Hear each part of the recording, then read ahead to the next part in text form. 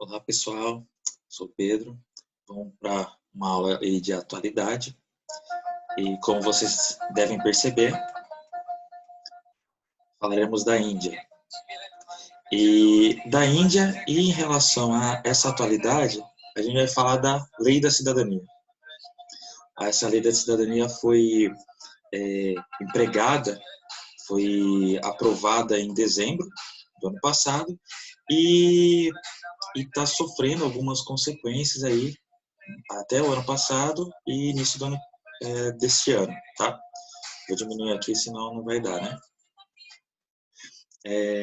Então vamos lá. Antes de falar desse contexto, dessa lei da cidadania, vamos falar da Índia. A Índia ela tem diversas regiões étnico-linguísticas e culturais. Temos mais ao noroeste, ali na região da Caxemira, uma população mais islâmica. Ao sul ali, ao sul da Caxemira tem Punjab, que vai ser uma região onde tem uma sociedade que tem uma religião que é relacionada ao sincretismo religioso, uma mistura de islâmico com hindu, e daí, de certo modo, a boa parte da população hindu em todo o resto da Índia, com algumas outras minorias. Então, através desse censo de 2011, na Índia, que nem o Brasil, ele vai de 10 em 10 anos, então seria esse ano o censo do Brasil, e possivelmente 2020, 2021 na Índia.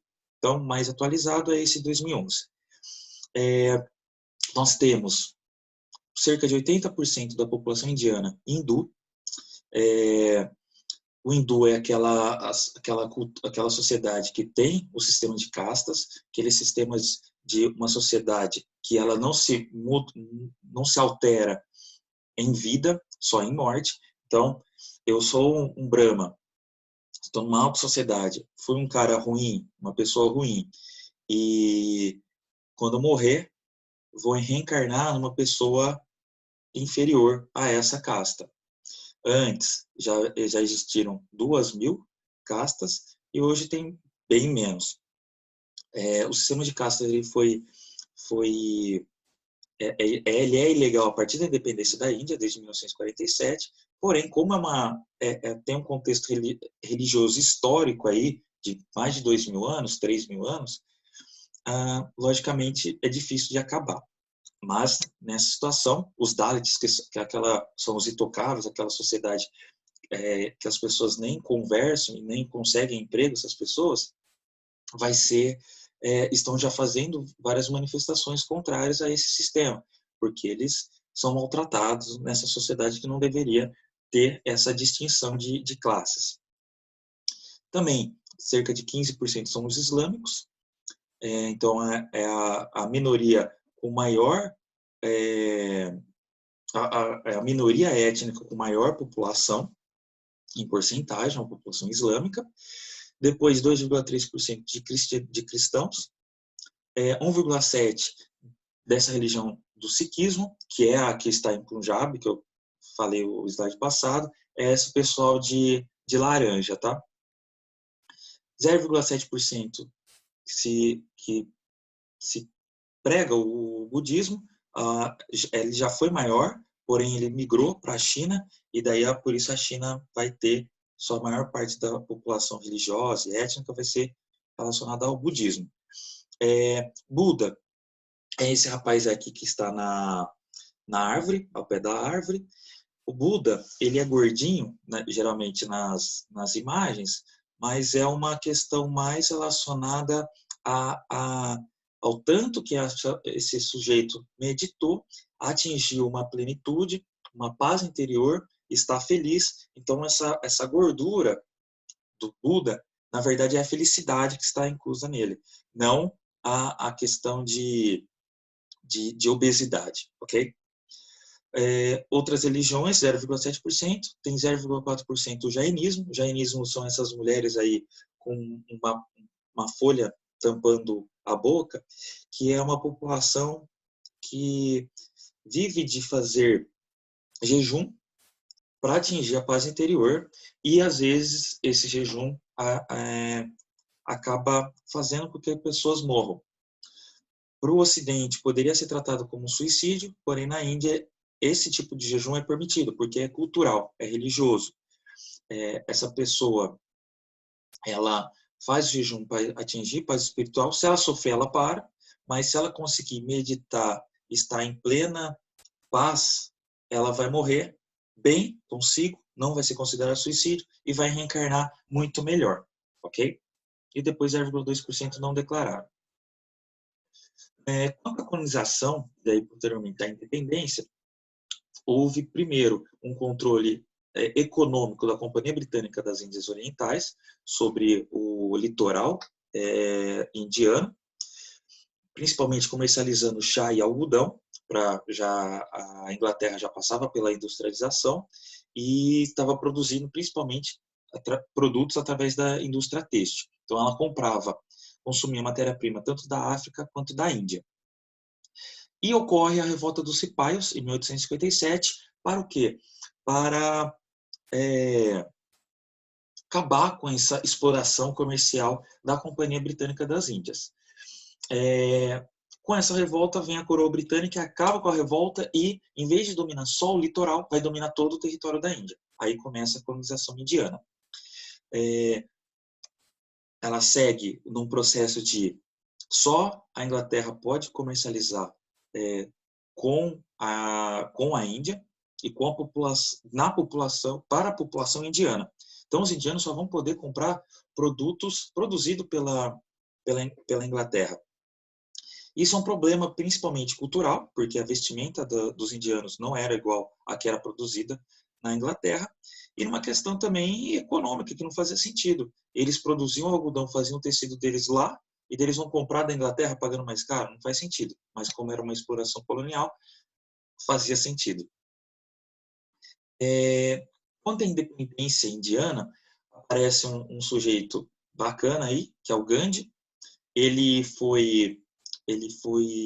fez direito na Inglaterra, depois passou um tempo na África do Sul, sofreu preconceito, ali era a colonização inglesa também, sofreu preconceito na África do Sul, conheceu os embates da população negra contra a população da elite branca na África do Sul e volta para a Índia. E vai tentar a sua independência, a independência do povo indiano, de uma forma de junção de todos os grupos étnicos para formar uma grande Índia que respeita as diferentes etnias e as diferentes religiões. E ele vai usar duas estratégias principais para tentar a independência indiana. O protesto de não violência, que é não revidar a violência britânica e mostrar para o mundo que quem era o cruel na história eram os ingleses. E se a gente for pensar, os ingleses nunca são tratados como cruéis na história do mundo. Então, quem que foi ruim no processo de colonização? Espanhol e português. O inglês não aparece. Se a gente for pensar, ele não aparece. Ele até é algo bondoso, porque ele acabou com a escravidão, claro que pensando no trabalho assalariado, já que ele já estava produzindo industrialmente. Foi o primeiro a ter indústrias no seu território. E outra estratégia é a desobediência civil. Essa desobediência civil era o boicote dos indianos aos produtos industrializados da Índia. Então eles começam, como Gandhi está aí na imagem, produzindo a sua própria vestimenta, com o algodão que eles produziam lá, e ele vai tear a sua vestimenta. Outro fato importante é a Marcha do Sal, que eles vão percorrer 300 quilômetros para consumir o sal que eles mesmos produziam, porque não fazia sentido pegar o sal, dar para a Inglaterra vender para o povo indiano. Então, eles vão conseguir independência em 1947, principalmente pelo enfraquecimento durante a Segunda Guerra Mundial da Inglaterra. Então, a Inglaterra ela vai aceitar os processos de independência porque ela não aguenta bancar essa colonização mais, porque ela tem que ser construída a Segunda Guerra Mundial. Mas antes de dividir antes de ter a independência da Índia, ela vai dividir esse território por uma questão de guerra civil.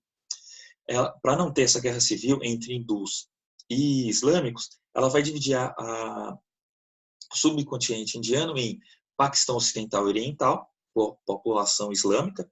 Esse Paquistão Oriental vai virar Bangladesh em 1971. E para os hindus vai ficar a Índia propriamente dita. Então, Índia para os hindus, Paquistão Ocidental e Paquistão Oriental, depois Bangladesh para os islâmicos.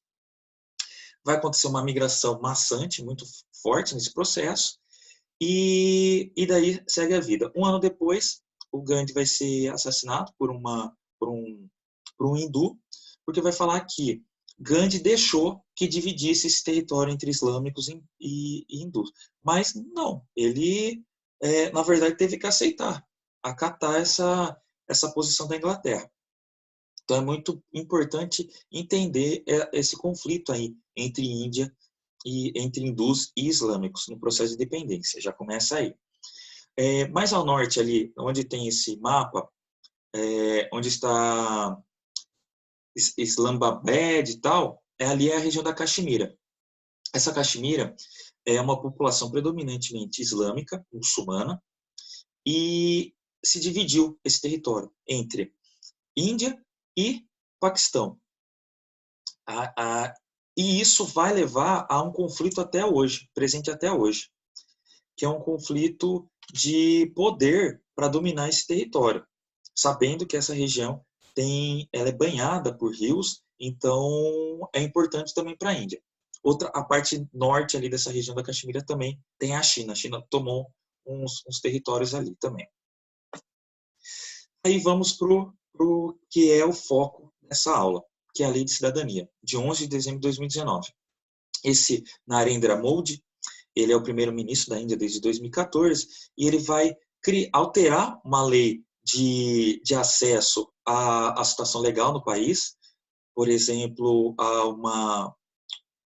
a você ter acesso à cidadania indiana por essas minorias que estão nesse território indiano. Então, povos que estão há pelo menos 6 meses na Índia, eles podem ter acesso a essa lei de cidadania e pegar a cidadania indiana. Porém, ele inseriu nessa minoria somente hindus, sikhs, budistas, jainistas, persas, que é a população do Irã, e cristãos. Não colocou a população islâmica. A população islâmica reclamou muito, criticou muito essa legislação, porque fala que seria um preconceito sobre a população islâmica e população muçulmana. O Modi, vai falar que não é uma questão de preconceito. Na verdade, a população islâmica vai ter acesso, mas é que essas outras populações que são de minorias, elas vão ter acesso mais fácil do que o povo islâmico, mas não está tendo papel diferenciado. Porém,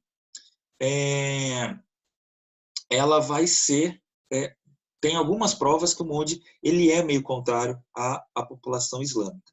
Por exemplo, relacionada à perseguição contra os Ahmadis do Paquistão, que é a população islâmica que vem do Paquistão, que está na Índia, e pelos Rohingyas, esses Rohingyas que vêm de Mianmar, ali próximo a Bangladesh.